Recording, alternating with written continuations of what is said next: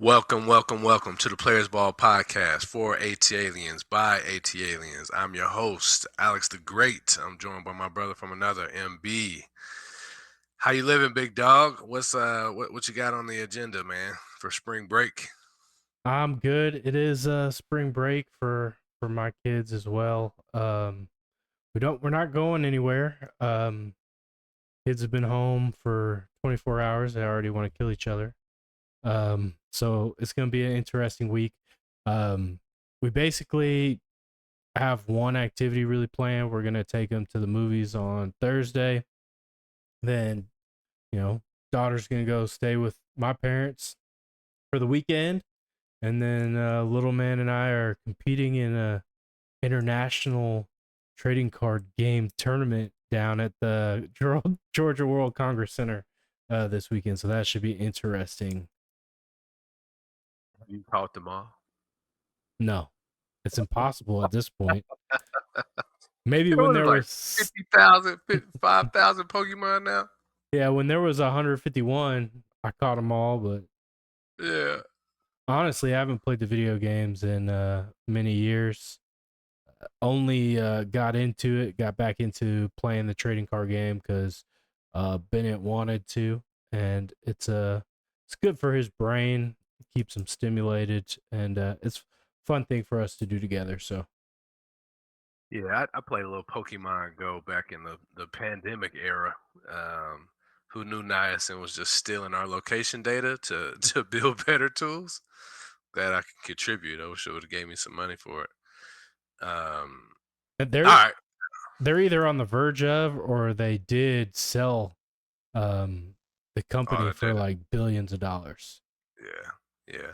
I read they would put Pokemon spots or shops and like trainer battle events. All of that was orchestrated so they could get specific data points that they wanted for the location. Genius, man.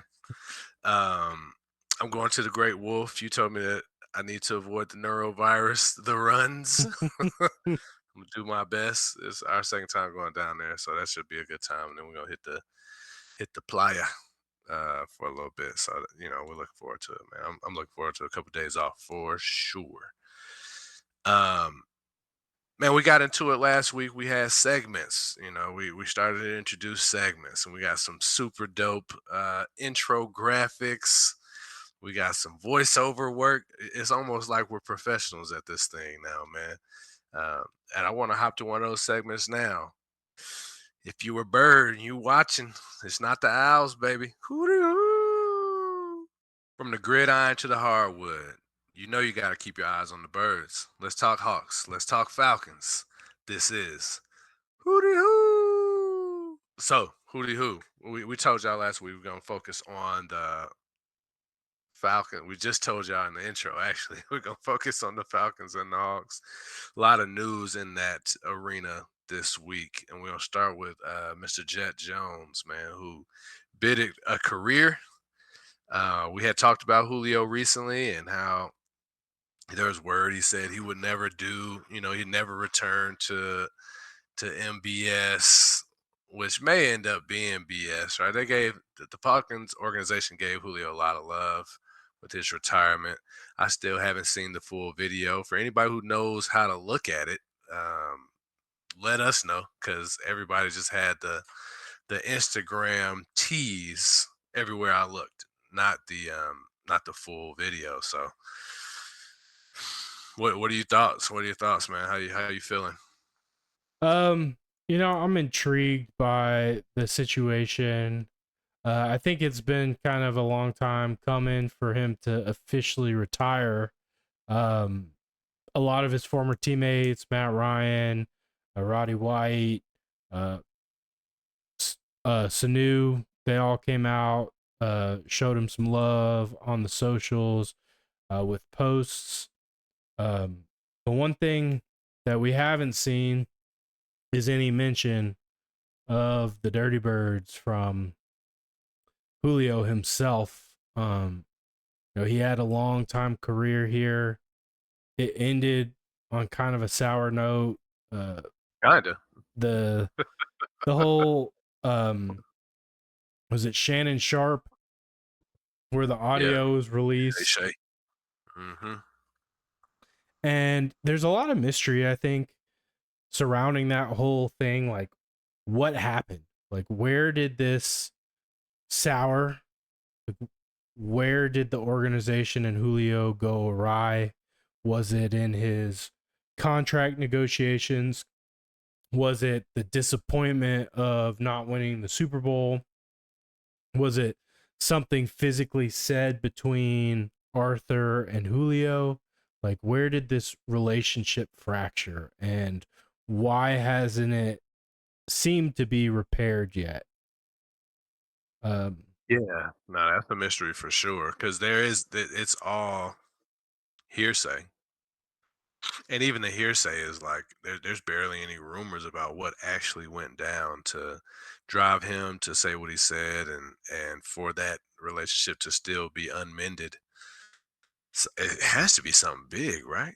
you would think so. And I mean, to be honest, like, even with the comments that were said, there's not a whole lot of context that's provided as to say, like, where this was coming from.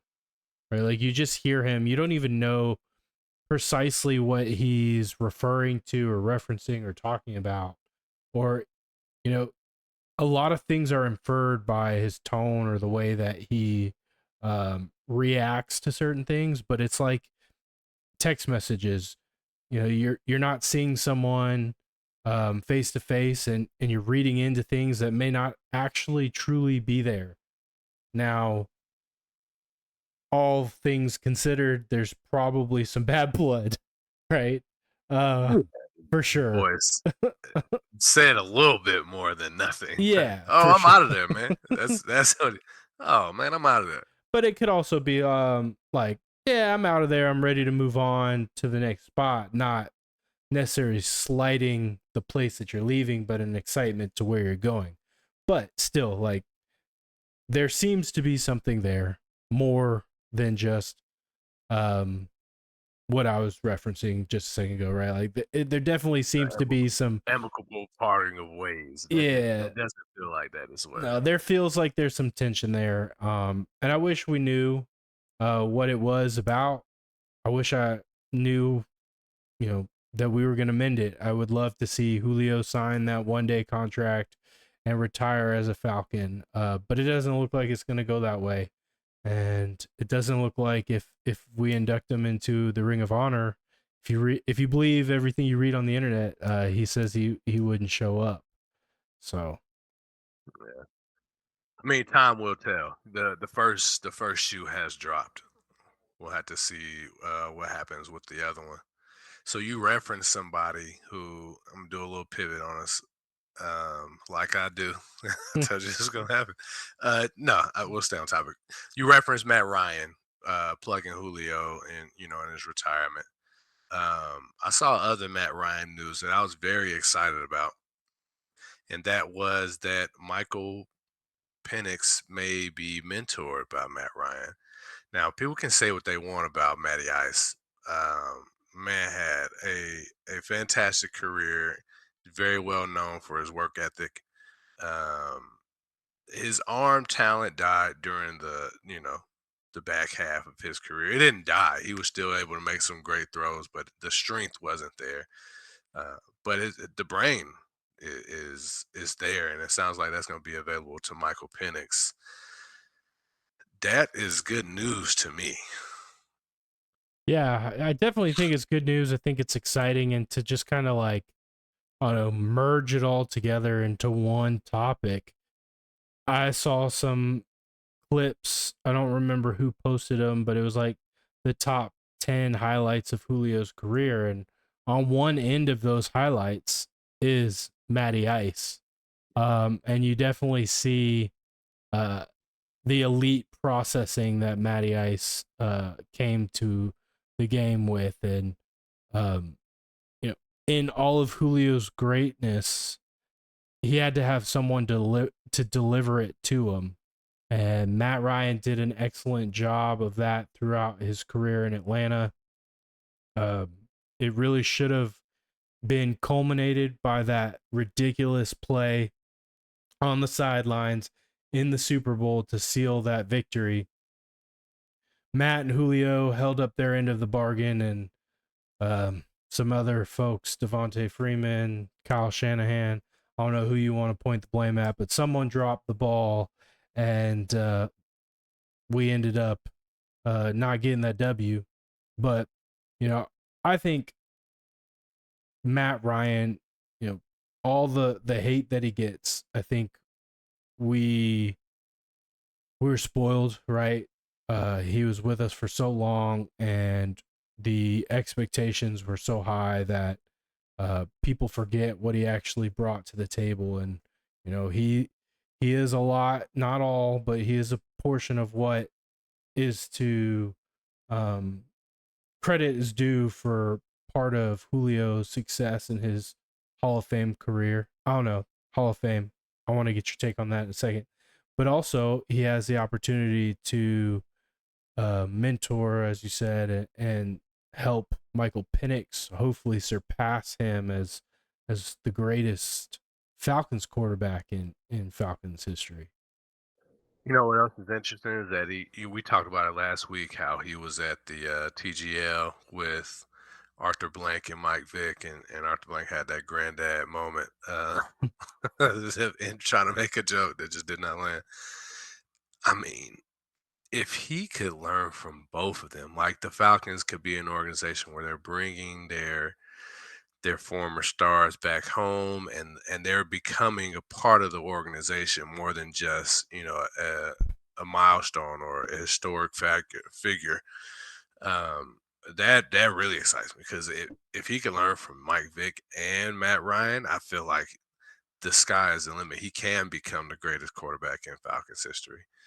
um, to Julio, I'm hoping that our current number one, Big Draco, uh, surpasses him.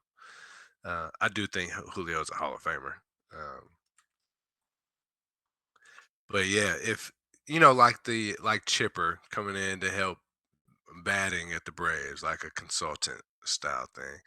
I know Matt Ryan has another job. So does Michael Vick, but I feel like they should have some time during the week, man, to come in and give back. Even if they get, give them a couple dollars for it or whatever you got to do. But those are minds that I want to tap into. If you want the next player to be the best player, it's advantageous for him to hear from those guys for sure.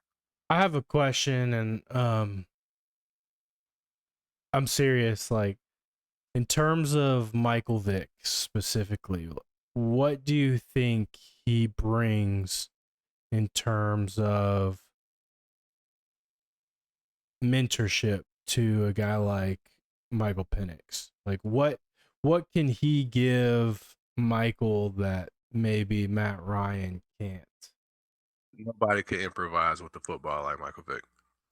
Do you There's think sometimes where you, you had to trust that there's something else out there, right? Between throwing the ball away and forcing the pass, maybe there's a little bit there, and that was magical for Vic. And I think that Michael Penix may have a touch of that. If you could set that on a path, you could get a lot from there. so?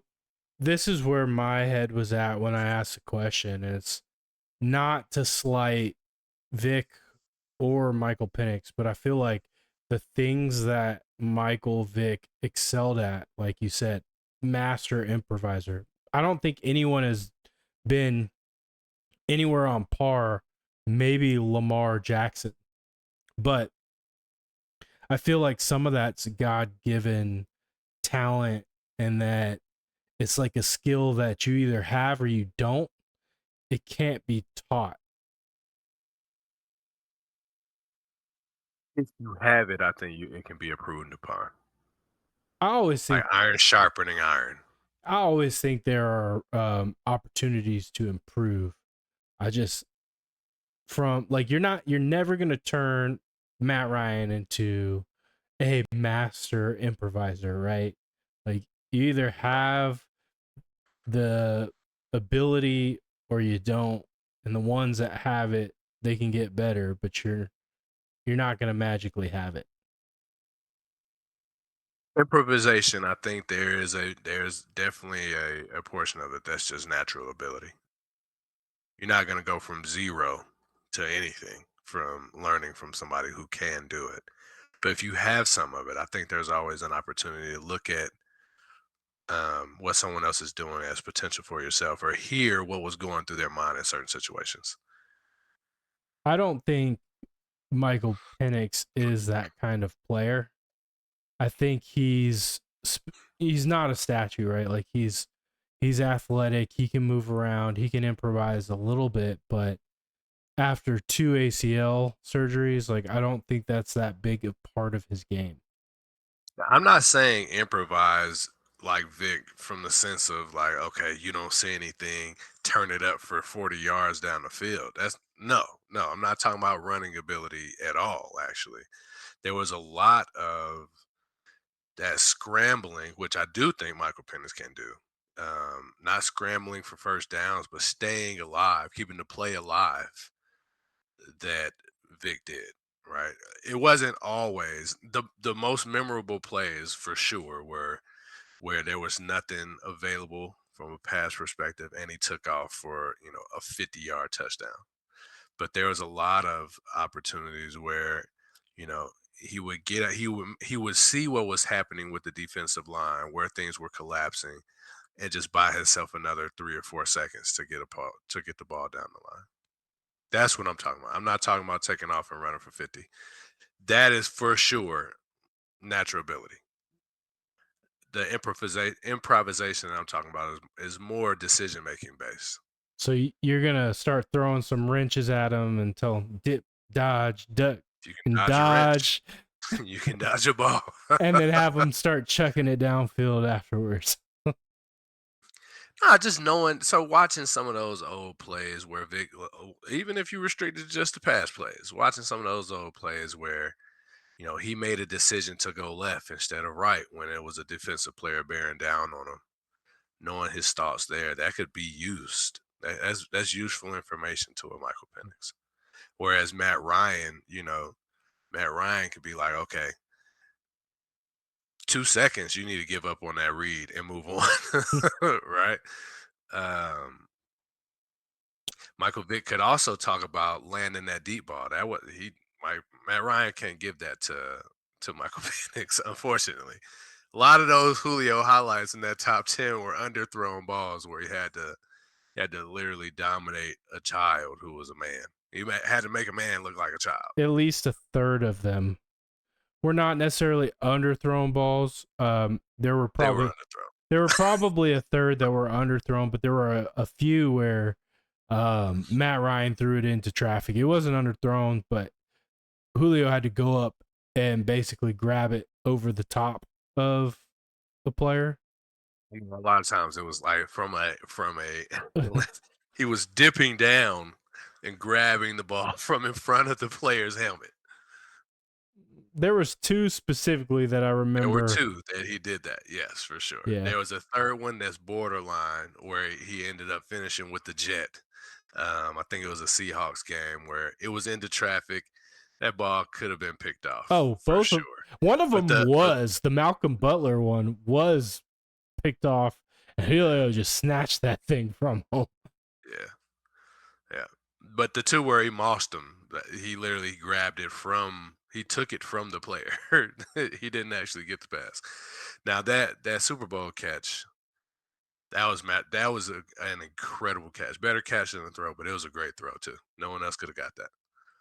Yeah, I mean, honestly, if the Falcons go on to win that game, that clip is in the NFL records. You know, the is it the Burgess catch in the Super Bowl, Plexico. Yeah. Plexico against the Patriots that will go down in the annals of time for the NFL.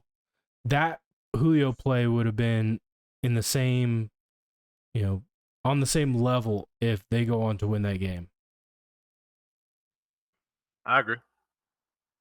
We'll never know. Yeah. We will never know. It's on his list though. It's gonna be on his top 5. I don't even know if I put that on my Falcons top 5 because of the ending. It was a hit. They said that was his number one play, which considering the environment and how important it was that he get that ball, I agree. It's just the end result to me is a major factor in how high I rank a moment. That moment is not highly ranked because of the end result of that game.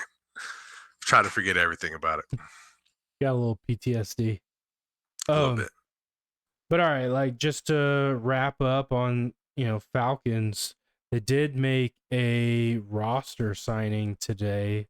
A player that you've advocated for on many occasions was on the team last year. He spent 3 years with the Falcons. Um, he started 11 last year. He played in 16. He led the team with 11 passes defended, 83 tackles, one forced fumble, a sack, and one TFL. He was allowed to kind of flirt with other teams, right? He was a restricted free agent that we didn't tender, and he became an unrestricted free agent. Had opportunities to sign with other teams, but he's returning to the A, and that is none other than D. Alford. How you feeling? Great, man.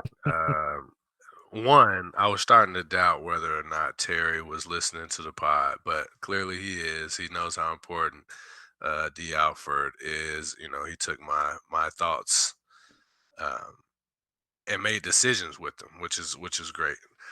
But seriously, man, I thought D. Alford was a really good piece. And then you reading off his statistics tells us that he was right a nickel corner with 83 tackles. That ain't nothing to sneeze at, man. Leading the team in passes deflected. Come on. Like AJ Terrell is good. He got cooked a couple times last year. But you would think if they're not fully avoiding him, you would imagine that he would be number one in pass deflection, and he wasn't. So they had to know something. Maybe this is chess. You know, Terry's playing chess. He's like, all right, well, go out there and try to market and see what you can get, and come holler at us. And nobody wanted to do. So he's back with the birds.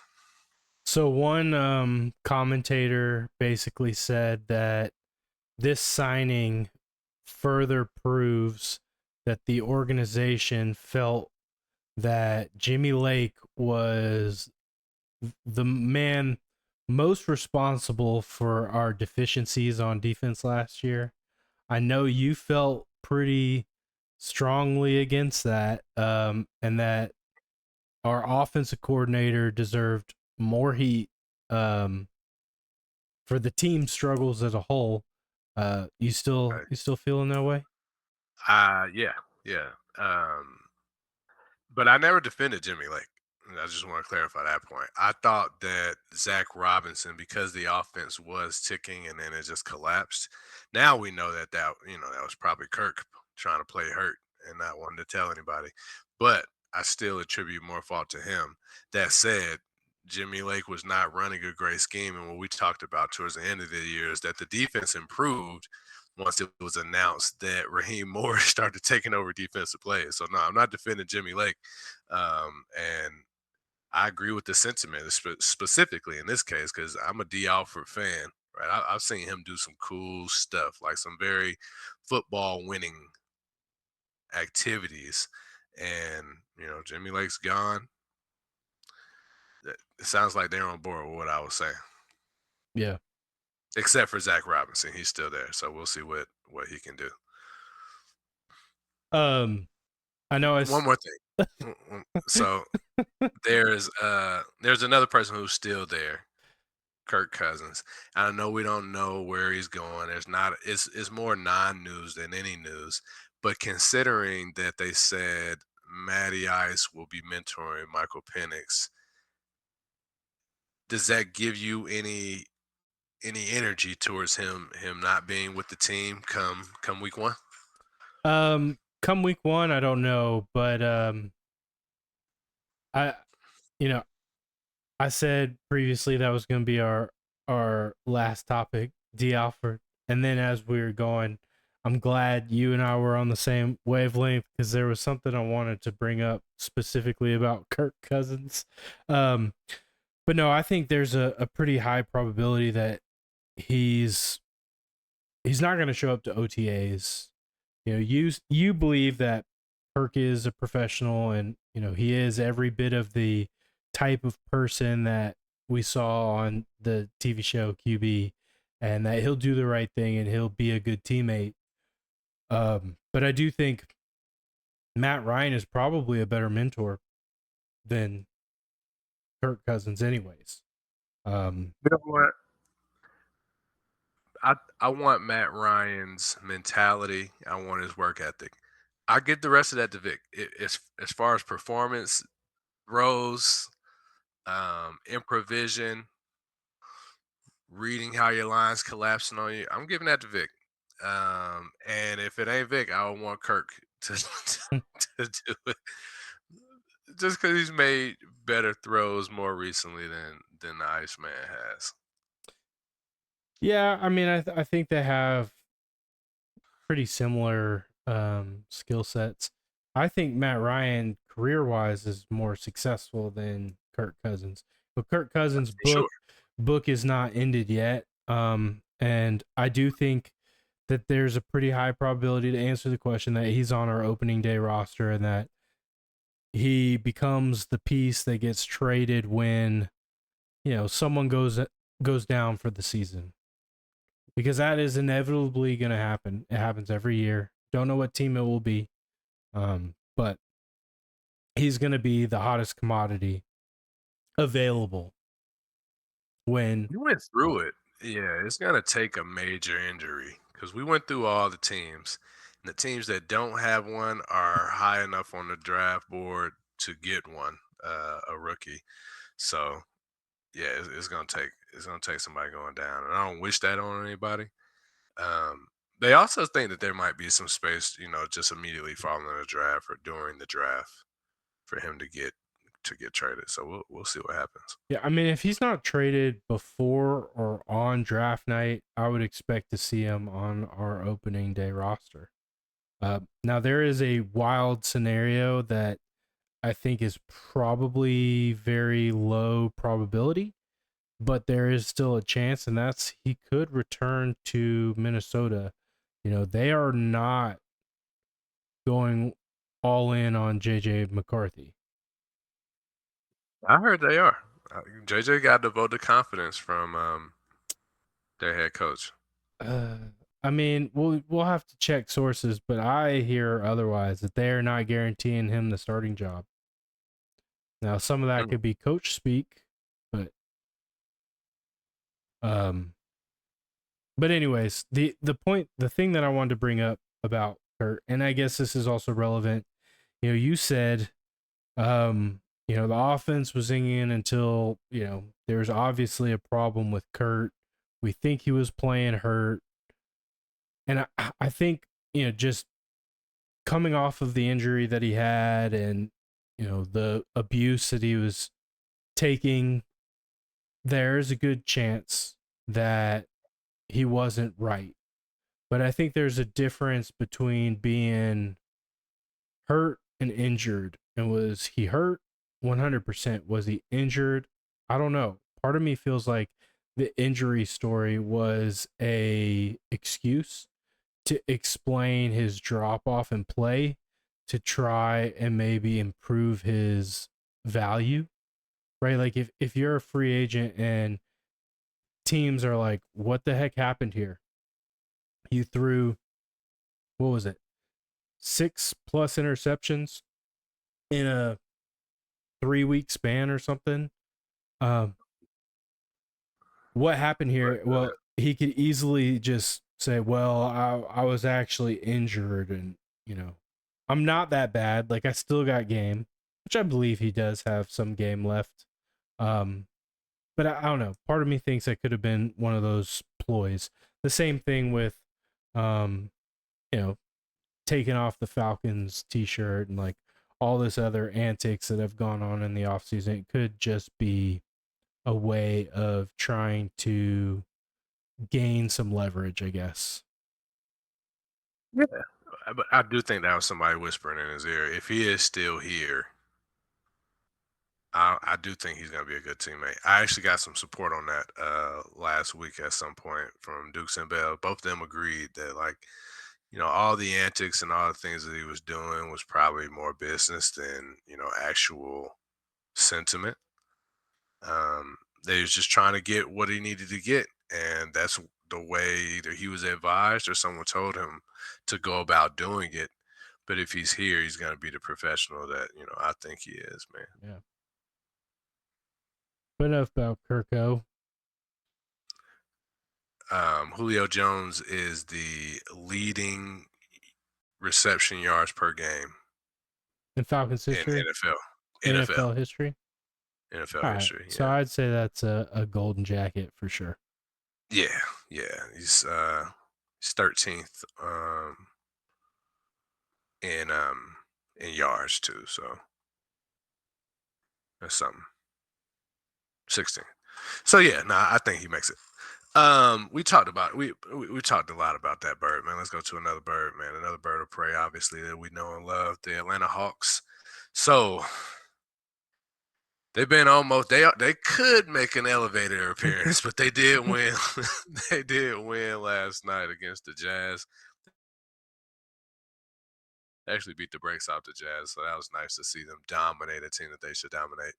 Um, Orlando lost. So they're one game back from Orlando. The playoffs are like 5 games away. There's like 5 games left in the regular season. 2 of those games we play against Orlando. So that will really decide our season.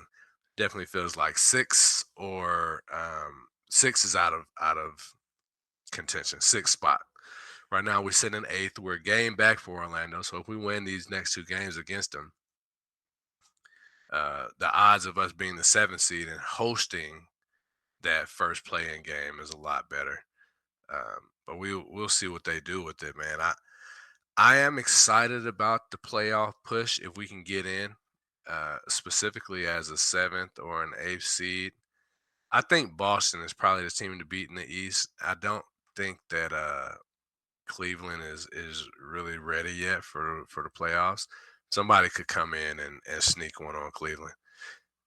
It could be Orlando who took them to 7 games last year. So I'm always excited about the NBA playoffs, and it's perfect time because March Madness is completing as we speak. So the playoffs will be almost next week, I believe. Yeah, I Um, believe we play Orlando tomorrow night, and then Sunday night we play them again, and that's the yeah. final game of the season. Mhm. So it's a lot, they still have a lot to play for, and I'm never been a fan of rest. I just think you lose that fire that's lit within you. I want to go. I want my last game to be like me beating the brakes off somebody, not we we put our bench in and we got blown out. That's just not. I don't think that creates the right energy going into the playoffs. I think people underestimate that a lot of sports are very much rhythm based games, right? Shooting is a rhythm, hitting is a rhythm, and even pitching, is a rhythm. And you don't necessarily like you got to have enough recovery so that you don't injure yourself, right? Like you want your body to be able to perform, but you also don't want to sit and get cold. Um, Right. so I'm with you on that 100%. Yeah. So I mean, there's not a lot to talk about with them at this point, but the playoffs are coming. Um, have you looked at the seedings at all? No, it's funny because I was talking to someone on Sunday, a kid at church, and I was telling him for me, like, I was talking about our podcast, and I was saying how like you stay with it. You're our resident NBA expert, right? You taking down the playoffs in our fantasy league. Um, albeit I think you were probably the only one really playing. No, Mm. no, it wasn't. Now there was You quit probably early, but we had I had some stiff competition. I won over some yeah. solid fantasy guys, man. But my point is like my typical cadence is like I pay attention to what's going on, but I don't really start watching games consistently until the playoffs. Yeah. Yeah, so we're gonna be watching pretty soon, man. We will be in the dance in some capacity. Ideally, it's a 7. At worst, it's a 8. We don't want to get down there into the 9s and 10s. Chicago's not that far behind. They're 1 seed or 1 game, maybe a game and a half behind in the ninth spot. Um, but if we do what we need to do against Orlando, we should have a very solid entry. And I'm not afraid of I'm not afraid of the Cavs. Not really afraid of the Celtics either. We already shown that we can beat them. They're just jacking threes the entire game. So if they have any type of off night, they're beatable. So out of those two, who would you say you would want? Cavs are having a career year. They're number one for a reason, but Celtics are the defending champs. Which of those two do you think you would rather see? I mean, just for the chance to take down the champs, I think I would want that. Like want the Ollie Frazier fight, or whatever big George Foreman. I don't know what was the biggest upset boxing reference. I'm not a boxing connoisseur, but you get where I'm But went with going. the boxing reference. Rocky versus Apollo Creed. There you go. Yeah, I think that would be the Celtics. And then that kind of sets you on a trajectory where it's like, all right, well, we beat the champs. We beat the best. Who's gonna stop us now? I think that kind of fire can propel a team to a lot of success that wasn't anticipated. And even if it doesn't necessarily propel you into a championship, um, I think it still has the ability to carry some momentum into the next year. Yeah, yeah. The last thing I want to say about the Hawks as far as like moving forward here. We talked last week about, who would be a great additional piece. After looking at I saw. We don't have to talk about this at all. I saw a rumor that they're pursuing Paul George. Don't want that. Um, I had mentioned Embiid at some point a couple weeks ago. I don't really want that either. I wanna get somebody through the draft, I guess, and just hold tight with our 4 unless we can get Zion. That's just plug that one more time, because I think, Dyson Daniels said that New Orleans is cursed. Maybe Zion's cursed, man. We can get him out of that voodoo land. Put a Hawks jersey on him, and he can play 65, 70 games a season. Yeah, I can't hear his name and not hear the I think it was Dukes who did the audio clip. We must get to Zion or whatever Yeah. pre-draft. But yeah, I mean Zion, I think would be cool. There's definitely some voodoo funk going on in New Orleans. That town is just reeks of, I don't know, Ooh. just sewage. The food is so fire. That's the only reason to go to New Orleans. They know how to And the cook them. people are cool too. If anything, it's just the Saints that I don't like about New Orleans. Um, Pelicans aren't good enough to hate, and they gave us Dyson Daniels, right? They gave us a first round draft pick, so that's a win. I can't say I know the people, right? Because when we were down there, I don't think we interacted with a whole lot of locals. Um, Yeah, yeah. Everybody all the service places that we went to, those were locals, people. and Yeah, it's they the were Big cool. Easy for a minute, for a reason, right? Everybody's Yeah, chilling. Nobody's in a rush. Nobody's like, the hustle and bustle doesn't seem like a real big thing there. And I think that creates for a very relaxing vibe. yeah. I mean, we can talk about it off air, but I definitely see what you're saying, and like I can I can get there, but I just Bourbon Street, that whole vibe, just it's like Sodom and Gomorrah, man. Yeah, walking past the Vampire Coven on the way back to the Airbnb. It's not even that. It's just like what people turn into. Uh, Yeah, some debauchery, like, I'm pretty potential sure death. we watched someone die. Yeah, yeah, that is unfortunate, man. But I'm going back at some point. Like if I enjoy that city, man. I enjoy it. you're a There are other trailer, places to go outside of Bourbon. I was trying to get y'all to go there. Y'all want to hear me? it Maybe next wasn't time. just me, but I'll go back for the food for sure. Yeah. No, it wasn't just you. I said y'all. No one wanted to venture over to Freedman.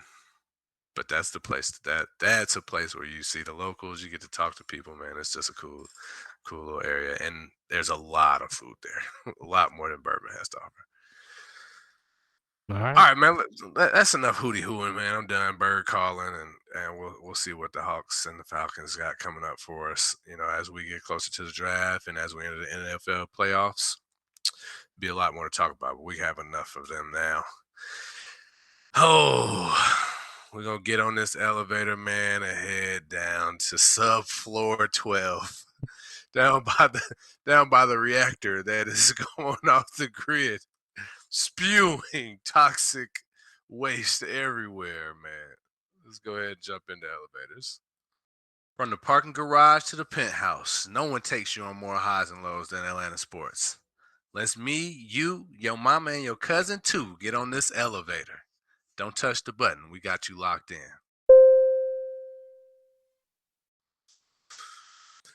Oh, we mentioned last week the Braves. If they hit 0-7, how the word I used was disgusting or gross. I said gross. And you're like, nah, that would definitely be gross. We're super gross right now, man. Maybe even disgusting. Um, our record is 1-8.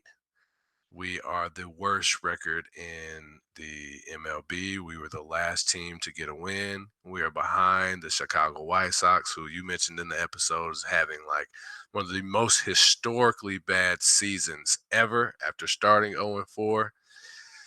We're well on our way, man, to the worst Braves season that has ever happened. No 0-7 team has ever made the playoffs. Don't bring Ronnie back until 2026. Just let him sit out a year. I don't know if that much rest would be good for him. We just talked about Well, let how him play in Venezuela then. Don't bring him into this dang mess. um yeah, man, it's a dumpster fire. It's an extension of last year. Like that's the only way I feel adequately describes what's going on with this franchise. And it's summed up in our 2024 season where we were just up and down all year long, injury woes, hitting woes. We'd have, these monstrous games where you'd feel like, oh, here we go. This is what this team is. And then go cold as ice, freaking Arctic cold for days at a time. And we've seen all of that kind of. Um, we had our home opener Friday night. I honestly was hoping fans would boycott. But they showed up, they were loud and they were proud. They supported the home team, and we won 10-0, absolutely beating the brakes off the baseball. First time all year. It was like, oh, it's good to be home. Yay. Hurrah. In the We're win back. column. We're going to go on this run. And then we follow that game up with a dud, losing 0-4. Another kind of haphazard start by AJ Smith Shawver. Um, Not sure what we're gonna do long term with I think the bats are something that can be fixed just by time, right? Like seeing pitches, getting into a groove, just getting into a rhythm. Uh, Austin Riley, Ronnie, Matt Olson, all of them, Ozzy can go. Marcelo Zuna could just have months at a time where the baseball looks like a beach ball. It's happened, right? It's pretty typical in baseball to go on some streaks, hitting streaks, but the pitching is troublesome. The bullpen is troublesome, and we mentioned last week Ronaldo Lopez was put on the 10-day IL. Well, man, we recorded that episode and it couldn't have been an hour later. News broke that he's going to have surgery. He's going to have shoulder surgery tomorrow. He is going to hit the 60-day IL. We don't know when we'll see him again. They don't actually know the extent of what's up with his shoulder, and they won't know until they cut him open. But he's having arthroscopic surgery on his right shoulder tomorrow. Does not look good for him. It does not. We have mentioned, you mentioned, this is a continuation of last year. The bullpen woes, or we had a chance to win one of those Dodger games, and Multiple. we blew it. We blew it. Raciel Iglesias, who I'm not a fan of. I know he had, all in all, he had what people say was a great year last year, but I'm not a fan of him because of instances like this. I was really excited to see Craig Kimball come back. Maybe he can become our eighth inning guy before he eventually takes that ball from Raisel Iglesias. I think it was kind of troubling that we saw Rysel in that game in the eighth, right? Like where Mhm. Rysel's at his best is he's coming in for the ninth and he's getting it done for one inning. Put him out there for the eighth and potentially the eighth and ninth. Just you know, we're all creatures of habit, right? Like if you're prepared to go in a certain circumstance and that's what you practice, it's what you get paid to do, and you get thrown off that kind of schedule, it can throw you off your game. And I think that's extremely true with athletes and pitchers. Yeah, I think they even labeled as superstitious, right? Especially in baseball.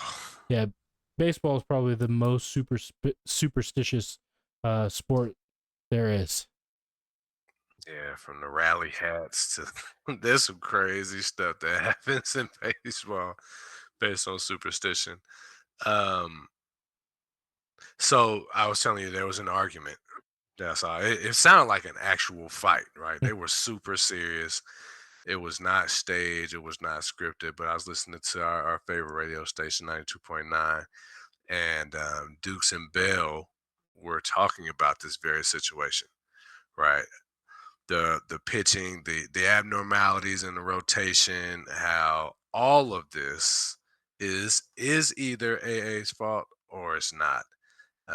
Carl was on the side of not blaming management. Mike, he frequently wants to he wants to fire the GM for every franchise once once a certain time hits, right? He definitely wants to fire Terry Fontenot. Now he's on the fire AA bandwagon, and he might be leading that bandwagon. He's driving that thing. But they really got into it over it. We'll have to find that clip and add it.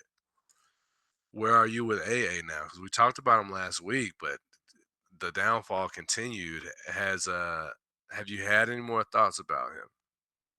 A specifically, no.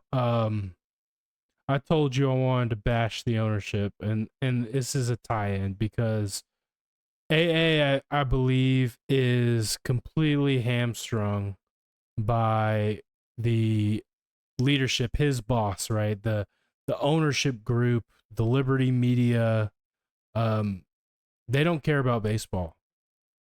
Like the headlines this week, Liberty Media Braves buy 34 acres of property, 763 square feet of office space in an adjacent office park to the Battery, right? Like, we're not a baseball franchise, we're a real estate company. And all they care about is the money going into their pockets and into their shareholders' pockets. They could care less about the product on the field because people are living in those condos, they're renting out those office spaces, they're going to those restaurants, and they're feeding the machine. And they don't put more than 30% of their revenue back into the franchise. The other thing is that attendance is still up, right? Boycott People are them. still we have to because they're not incentivized to make change if they're still making money hand over fist. And everything that you said attributes to that bottom line. But the only way that you can really hit them at this point, because you have residents there, because you residents are gonna need things like people. I go to the Battery even when the Braves aren't in season. Only way we're gonna hit them is by not going to those games, And and maybe that's not even enough, right? even then, like, so I went down the rabbit hole of this whole discussion on, I think it was on Atlanta Braves Reddit or something. But at the end of the day, those season tickets are already sold. If Mhm. people don't show up to the games, like, okay, so there's some food and drink and merchandise revenue inside the stadium that will go down. But how much of the bottom line does that really attribute to? I would I would be willing to guess that 90% of their revenue comes from their property management and not Mm. the baseball team merchandise and food, beverage, tickets. 90 is crazy I high, know bro. it's crazy, but think about it. You said it. I do the same thing. We visit the Battery during non-season, during season, for not the Braves, but for everything that else is there, right? They own that entire complex. They own The 34 the more acres. It's the foot traffic is, and that's another reason why I go, because the foot traffic is noticeably down on during the off season, right? Like it's just residents, and well, no, it's still a lot of people, but it's not nearly as many as when the Braves are there. sure because you don't have 30,000 people in addition in the stadium, but you still go down there on a Friday, Saturday night, and those restaurants, those places are popping. 30,000. So I don't know what the percentage of that is in season ticket sales. Let's say season tickets are 60%, right? And 30,000, 66% for easy math. Means you got 10,000 seats left that people are buying. $50 a seat, that's 500 racks. It's more than $50 a seat. But 500 racks there. And then the concessions, at least from the Falcons' perspective, and what they were saying about when they lowered their price and how much money they made there, I have to imagine that plus merch is a lot more than 10%. They may make on like a 35% it's got to be that stuff. they may make and this is, speculation on a weekend series. They might make, $150,000 to $200,000 revenue between tickets, merchandise, and food. But think about how many units of property that they own that they are collecting rent on 12 months out of the year. They're sharing that with Amlee or whoever's name is actually on the building. It's not pure profit. And you're recouping a lot of what you put into the investment, right? It's not like they're debt free. So a lot of that is having to still pay bills. They also The got a revenue, lot the of profit is going to be tax. from the game, They right? also got a Because lot you're, of tax breaks from the city of Cobb County to develop the Battery. yeah, tax breaks, but they still had to pay builders, right? They still had to pay the cost of steel. All that stuff still added up to a lot of money, not money that they could just pay cash for. You know what I'm saying? It's not like building a shelter, a woodshed on the side of your home, right? This is major bucks, billions of dollars being spent on this project, right? So when they're making that money off of these partnerships that they have, because they're all partnerships, they are making money, but they're partnerships. I wouldn't think they're getting 50% of the revenue. if 30 from say like Super Rica. They can't. Super Rica can't operate off a business model where they're giving half of their profits to the Braves. No restaurant really can. I think they're getting most of that money. The Braves need people in the games. Is my point, and I think that's got to be a high percentage of what they're bringing in. Not the highest. I do think the property manager. I agree with your statement. I just think 90 is a no way, not a chance at 90 or 80. According to the Sports Business Journal, AI, Google, whatever, in 2023, the Braves, the baseball revenues accounted for a vast majority of the total revenue. Baseball, you said? Mm-hmm. So I don't know. Say that. It's You said baseball did. Baseball yeah, was that? yeah. Like you are correct in your assertion. Um, I'll give you the percentage in a second. It accounted for 90. It's actually the opposite. There you go. um, which is pretty surprising to me, obviously. Um, but Can I read this? sure. In 2023, the Atlanta Braves generated 582 million in baseball revenue, with 339 million coming from baseball events. That's tickets, suites, parking, concessions, signage, and other stadium-related revenue streams, which is about 50% of their overall business. 53% is what it says. Yeah, so I saw that same figure, right? The 582 million coming from baseball and total revenue being 641. So 582 million of the 641 would be 90, almost 91% of total revenues from baseball, which includes ticket sales, concessions, advertising, sponsorships, retail, licensing, suites, and broadcast rights, which the broadcasting revenue is 161 million of that. So it's a big figure.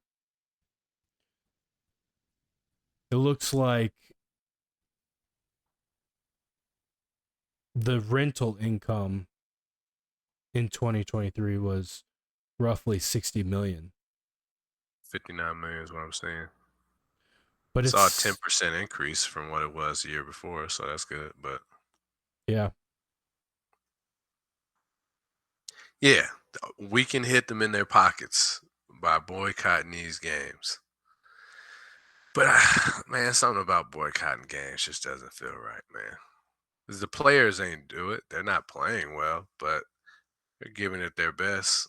I know they're being paid handsomely as well, but It's no hard feelings to the players, but the management, um, they need to ownership, ownership needs to loosen up them pockets and let AA do his job because I don't feel like he's allowed to do his job. Now he did go out and I don't know what had to happen for them to get Jerks and Profar, but that has been a major disaster. You know, we talked about how his PED suspension is for half the season. Well, I didn't know this, but in baseball they changed the rules. So if you are suspended for performance enhancing drugs, you are not eligible to play in the playoff, even if your suspension has been served well before the beginning of the playoffs. So even if he returns in 80 games, if we some miracle make the playoffs, we're the first team to do it after an 0-7 start, he won't be able to play for us. And that is on AA, I guess. Like he's the one making those deals. He's signing those players. I do feel like he wasn't allowed to go after some of the other guys because of the financial restrictions, though. that is your stance to hold. I have to hold somebody accountable that can be fired. can't fire Liberty. Oh, you They can fire can, A. you We can, but can't. it's a lot The more difficult. shareholders can, or the board of directors. That's a very exclusive group, and they're making money. They're not going to be incentivized Well, to fire 'em. you stop spending money with the organization, and the board of directors will be forced to make change. Yeah, that's a multi-year plan. I don't know if we had that kind of time, or if the fans, Braves country runs deep. Maybe it'll take like that Nashville team to come in and then they had to loosen them pockets because now it's somewhere else for people to go, both fans and players. Yeah, what's crazy though is like this year out of all years, like we got the All-Star game coming to Atlanta, and that's going to bring in a huge crowd. Like they're laughing all the way to the bank, right? Like they just purchased all these new, like I said, 763 square feet of office space, 34 acres of property. Like we are real estate moguls, buddy. Like Yeah. they're not worried about the team. They have no reason to. They're making all that broadcast money. They've got the season tickets already locked in. They got all this real estate developments they're just going to keep pouring money into. Machine is machining. And, generally when that's happening, the people who are behind the machine, they're happy with what it's doing. So we ain't gonna be able to fire Liberty. I gotta circle it back to my original point. We can get A out of there. I'm not necessarily calling for that now, but the quiet that was the off season. I know it was very off putting for you. I was hopeful that there was something else afoot, right? Like the youth movement was really going to take over. It does not seem like that has quite occurred. I do think you got to keep AJ Smith-Shawver, keep him out there, man. They got this bad habit of pulling people while they're tanking. It can't get no worse. Let the young fella get out there and find his way. I will say it worked out pretty well for Spencer Schwellenbach, right? Like he didn't exactly have pristine outings in his first few. I Yeah, will say the things that gave me faith, and I haven't seen or heard anything, but the things that gave me faith in Spencer Schwellenbach is he was relatively new to pitching, uh, didn't pitch a whole lot in his youth career. I think he's became a pitcher in college, and it was on a specific broadcast. I think we were getting the brakes beat off of us by the Mets, and Spencer was on the mound, and the whole time, Tom Glavine had nothing but outstanding things to say about Spencer Schwellenbach, how he liked his stuff, like how he liked his approach, all of it. And I was like, all right, well, this is a Hall of Famer, one of the best to do it in the game. He sees what I can't see as a fan because I'm not a pitching expert, and he believes in him. So I'm gonna naturally believe in him. And sure enough, when it clicked, man, he's been our best player this year from a pitching standpoint. Better than last year's Cy Young. Spencer Schwellenbach has pitched very well. and that does inspire a little optimism. Maybe we'll have Greg Maddox or Tom Schmaltz say that about AJ Smith-Shawver. I haven't heard it I yet. haven't heard, yeah, that's what I was going with. I haven't heard it yet, but there's still time. He didn't get a whole lot of op last year, and anytime that he started to get into a little trouble, they pull him out of there and send him back down. It's like, what? You don't have arms now. Yeah. You think his confidence is gonna be crushed because of a couple losses? Well, it could also boon from a couple wins. I think it's trial by fire time. We literally can't do anything else. If they send him down, I'm gonna be royally pissed. So,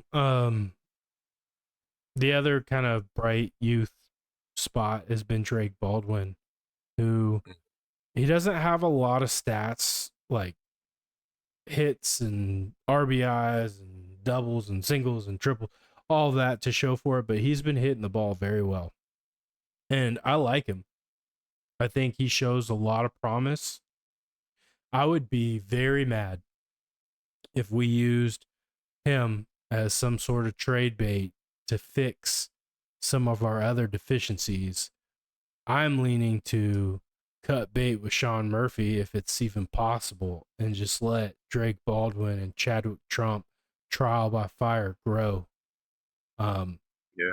and then, kind of maybe flip that into a shortstop and some pitching because we really need a shortstop and we need some pitching.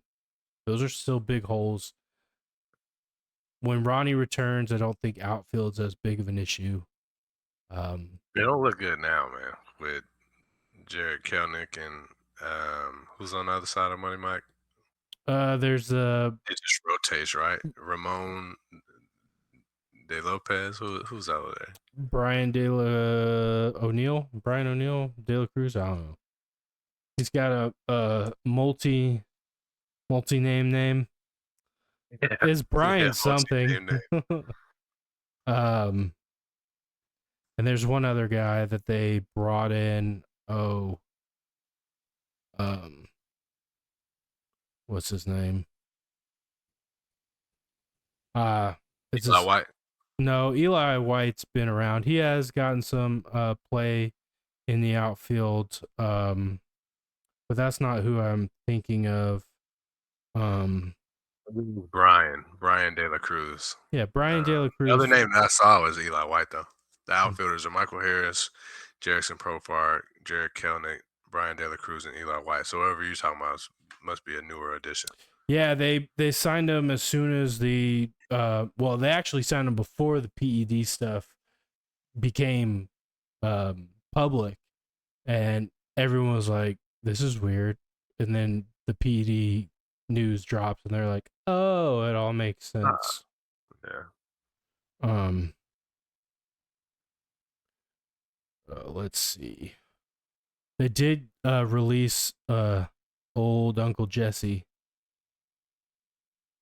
Stuart Fairchild is the guy who I was thinking of. Yeah.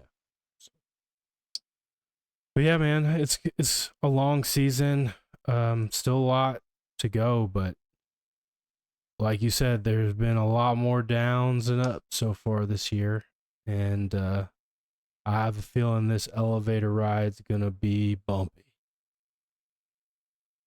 I mean, if the cables haven't broken already, it's just gonna be repair from just trying to get us out of the basement. Uh, I don't know if Bumpy's right. I think it's just gonna be like a slow. If we can get a Herculean effort out of the fans, just everybody get hands on the cables and we tug of war that thing back to first or second floor. Give them some time, man. Yeah, That involves spending money and empowering our overlords that is liberty. But oh, what else are we gonna do? It's a long summer. We can catch some dream games, go see Brittany Griner, but the baseball is the summer. yeah. Baseball carries you to football season. Yeah. No Olympics this year, man. No World Cup. It's just baseball and the WNBA. That's what we got. Maybe some bowling, some PBA. Well, I refuse to spend my dollar and go to a Braves game. I didn't go to Yeah. one last year, so You maybe didn't? maybe I'll just watch another team that's worth watching. Now that I don't know. Where's your alliance at that point, man? Not You rooting gotta for, boycott all of baseball. not rooting for another team, but just watching. Mm. I mean, I feel like one of our enemies' names is gonna come out your mouth that you're interested in watching, No, right? I've been Maybe the interested. Torpedo Bat Club in New York, or No, your old actually, home out there in the West. I've been interested in watching and keeping up with what Mr. Bauer's doing in Japan. Okay. Been watching more of his vlogs. I'm gonna shoot one to you. I may post one in the description because I think they're a worthwhile watch. Um, But maybe that will get me through the baseball season, just keeping up with his pursuit of Japanese greatness.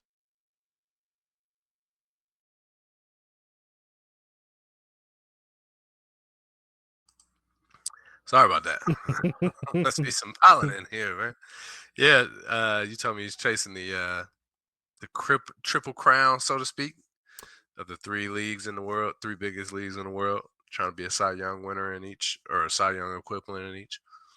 Yeah, I forget what they call it, but I wouldn't say they're the biggest leagues in the world, but no one's ever gotten the Cy Young, the equivalent in the Japanese league, and the equivalent in the Mexican league.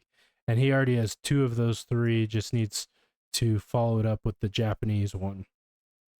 I think it's called You would like, say Japanese baseball is the second biggest market for baseball, right? oh, MLB yeah. Japan. Hmm. Yeah, it's really interesting to hear him talk about like what some of the differences are from, a hitter's perspective and just how he doesn't expect to see as much swing and miss playing in Japan because they're usually more disciplined at the plate, Hmm. um, better contact hitters. So yeah, it's just interesting. I may see how to watch some Dana Bay Stars on television. Yeah. Watch them It play looks at like like they're 3 a.m. Mexico's number 5 goes MLB Nippon. Maybe that's how you say it. That's Japan. The Korean Baseball Organization is 3. The DR, who I can't believe I was forgetting baseball players in the world, and Mexico's at 5. Yeah. Yeah, well, we're gonna hope for a brighter summer, man. Right now it's pretty dark. It's like I guess that was what 2015. I feel like it was a summer where it just rained every day, all day. I didn't do much baseballing that summer either. So hopefully this isn't that. If it is, I'll have to find other interests. Pick up a hobby. Yeah, Yeah. join you at a Pokemon, brawl. Yeah, man. I'll teach you how to play. That's fun. I'm with it. I'm with it. I'm gonna win that international regional championship this weekend. Yeah, best wishes to you, man, and young Bennett. May you both take home the championships in your respective divisions. Yeah, kid get a scholarship at 8 years old. Be pretty dope. Go play in Japan. I mean, that Go to would be school in cool. Japan. That Nah, would be like yeah, scholarship money. Because of gambling and legal reasons, they can't earn cash prizes at his age. But me, fun place at it again, man. I can collect that 10 grand for my division. So we'll Alright. see. Over three That's thousand what's- players, man. that sounds like it's gonna be a blast. Actually, I wish I was gonna be in town to see it, man. Be It's, on the beach. If they have a broadcast, they shoot me that. do. I can watch from there. I Oh might yeah, if I bet. end up on the broadcast, it's gonna be wild. Yeah, Um, we'll definitely share that clip. they do have a broadcast, and it's big time. It's crazy, like the subcultures that exist in our society. I never would have known if it wasn't for Bennett's interest, but it's been cool. Made some friends and enjoy throwing down on some cards, man. Yeah, that's dope. That's exciting. Yeah. Well, we're gonna keep giving the people the content that they want. If you want to hear more about Pokemon, let us know. Man can talk that, and I'm a Pokemon historian of sorts. I know the original 151. We can talk that for hours. So Yeah. let us know. Make sure you like, comment, holler at your boys, man. And if you are interested in that content, I'm making a guest appearance on another podcast. It's the Pokey Pear podcast, the Pokepear, as in pear the fruit. And you can find them on YouTube. So check out their next episode.